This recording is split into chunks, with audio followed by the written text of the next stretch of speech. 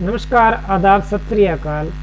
संदीप कुमार जेबी जी channel पर आपका हार्दिक स्वागत है और मैं हूं आपके साथ संदीप कुमार। कल एक बहुत ही खास दिन है।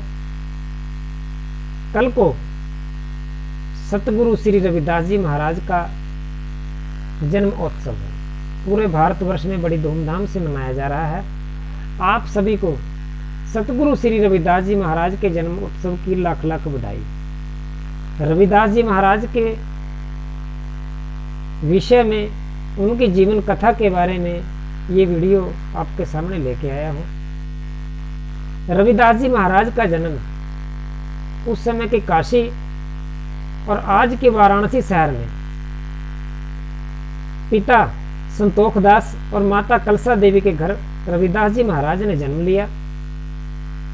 और रविदास जी महाराज के जो पिता थे जूते बनाने का काम करते थे और वही आगे चल कर के रविदास जी महाराज ने भी वो काम किया। रविदास जी महाराज बहुत बड़े परम भक्त माने गए हैं प्रभु के और सदा भक्ति में लीन रहते थे। समानता का एक तरह से रविदास जी महाराज ने अपनी जिंदगी में सभी को एक समान समझो, उन्होंने यही सभी को उपदेश दिया। इस देश में, इस समाज में कोई छोटा नहीं, कोई बड़ा नहीं, सभी एक समान है। सभी को एक नज़र से देखो। वो किस लिए? क्योंकि एक छोटी जाति में पैदा होकर के भी महापुरुष बन जाते हैं और कई ऐसे भी होते हैं जो बहुत बड़ी जाति में जन्म लेते हैं कोई और वो नीचता के काम कर जाते हैं। श्री रविदास जी महाराज ऐसे ही एक महापुरुष थे जो कि चमार जाति में जिन्होंने जन्म लिया। चमार जाति इनको क्यों कहा गया? क्योंकि चर्मकार पहले कहते थे। चर्मकार, चमार कोई घृणा का शब्द नहीं है। चर्मकार, चर्मकार का मतलब ये है जो चमड़े की पहचान कर सके। चमड़े के जूते बनाने का काम उनके पिताजी करते थे। वही काम विरासत में श्री गुरु रविदास जी महाराज को भी मिला। श्री गुरु रविदास जी महाराज बचपन से ही भक्ति भावना में रहते थे। बहुत दयालु थे, भगत थे, प्रभु का सिमरन किया करते थे। एक बार की बात, अपनी कुटिया में बैठे हैं, उधर से उसी नगर के कुछ युवक आए। युवक कहने लगे कि हमारा जूता टूट गया, क्या आप हमारा जूता बना दोगे? कि हाँ, क्यों नहीं बनाएंगे जी। ये कहने पर उन्होंने जूता जब निकाल के दिया, रविदास जी महाराज ने वो जूता बना करके उनको वापस दे दिया। कहने लगे कि कितने पैसे दें आपको? कि आपने जो देना भाई दे दो, श्रद्धा है आपकी। उन्होंने पैसे दिए। जब वो जाने लगे, रविदास जी महाराज ने कहा कि भाई कहाँ जा रहे हो आप? बड़े तैयार हो लगे। कहने के हम तो गंगा घाट जा रहे हैं और माता गंगा के स्नान करके आएंगे, डुबकी लगा के आएंगे, अपने पाप धोकर आएंगे। अच्छा कहें। जब ये सुना, रविदास जी महाराज ने कहा कि भाई अगर आप गंगा माता में डुबकी लगाने के लिए जा रहे हो तो एक दमड़ी मेरी तरफ से भी लेते जाओ, गंगा माता को भेंट। पर लेकिन गंगा माता को ऐसे ये दमड़ी मत दे देना, कभी आप जल में प्रवाहित कर दो। ये दमड़ी तब देनी है गंगा माता को जब गंगा माता अपने आप हाथ बाहर निकाल कर जल से अपने आप ये दमड़ी ले, तब उनको देनी है, नहीं तो वापस लेके आ जाए। मन में बहुत शंका हुई उनके, कैसे कैसे हो सकता है? हम इतने बड़े विद्वान हैं, हमारे से कभी ऐसे गंगा माता ने भेंट नहीं ली, और ये रविदास कह रहा है कि गंगा माता अपने आप अगर भेंट लेगी तो ले लेना। फिर भी उन्होंने बेमन से वो दमड़ी अपने पास रख ली। गंगा माता में गए, स्नान किया, डुबकी लगाई और आपस में बात करने लगे कि अब क्या करें, गंगा माता कैसे आएगी, गंगा माता का कैसे हाथ बाहर आएगा जल से। और उसने कहा था कि जब अपने आप गंगा माता हाथ बढ़ाएगी तभी दमड़ी देनी है।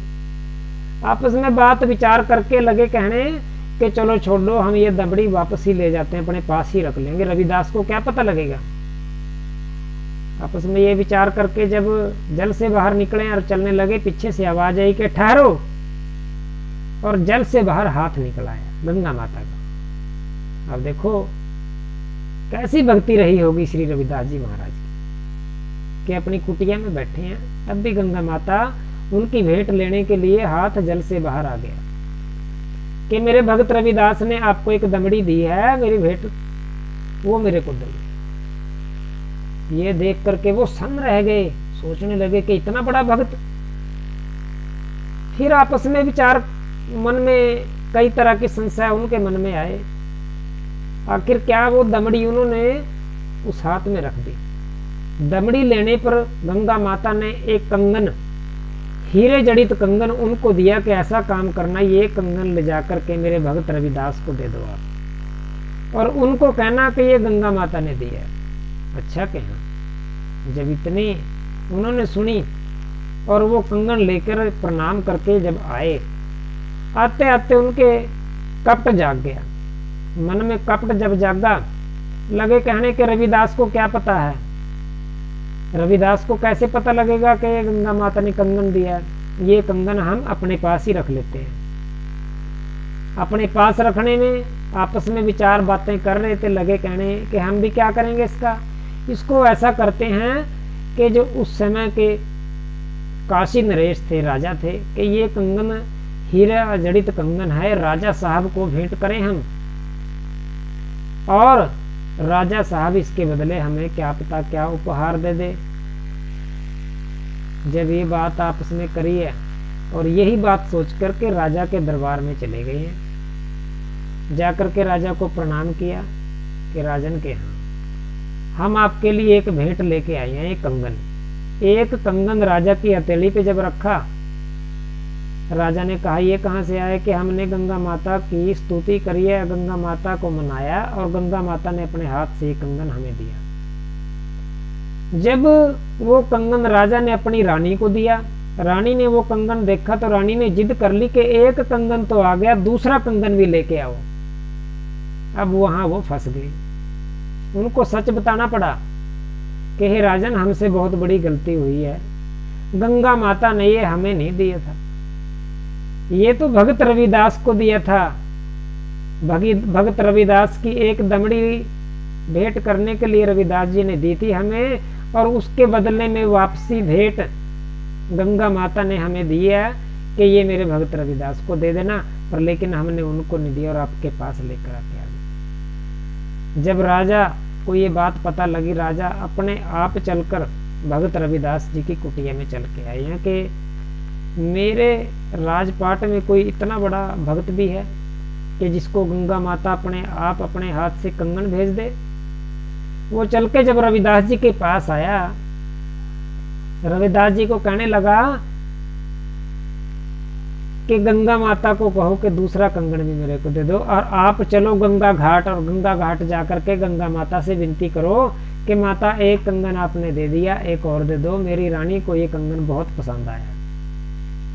रविदास जी कहने लगे कि ये कैसे हो सकता है। सारी बात उन्होंने बताई, जो युवक थे, कि हमसे गलती हुई, हमने आपको ये भेंट आकर के नहीं दी, ये राजा साहब के पास लेकर चले गए। तो रविदास जी ने कहा कि ये कैसे हो सकता है। तो वहां पर वो जो युवक थे, उसी टाइम रविदास जी को लगे कहने के ये तो ढोंगी है, ये तो तांत्रिक है, इसने अपनी कोई माया से ऐसे ये हीरे जड़ित कंगन बना दिया होगा। जब इतनी बात सुनी, राजा साहब ने कहा कि रविदास, अगर तेरी भक्ति सच्ची है तो चलो गंगा किनारे पे, और गंगा घाट चल के गंगा माता से दूसरा कंगन भी मांगो।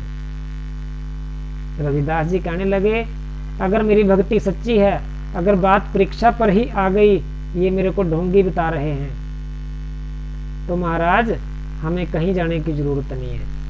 अगर गंगा माता ने वो कंगन देना है तो गंगा माता यहीं प्रकट होकर के इस कटौती में ही मेरे को दर्शन देगी और यहीं कंगन देगी। अब कटौती क्या है? कटौती एक छोटा बर्तन होता है, अपने जूते बनाने वाला जो होता है, उसके पास एक बर्तन में पानी रखा हुआ होता है जिसमें चमड़ा भिगोया जाता है, उसको कटौती बोलते हैं। अब दोनों हाथ जोड़ के रविदास जी बैठ गए हैं, गंगा माता की स्तुति करने लग गए हैं, हे गंगा माता भी आपने एक कंगन दिया है और आज दर्शन दो।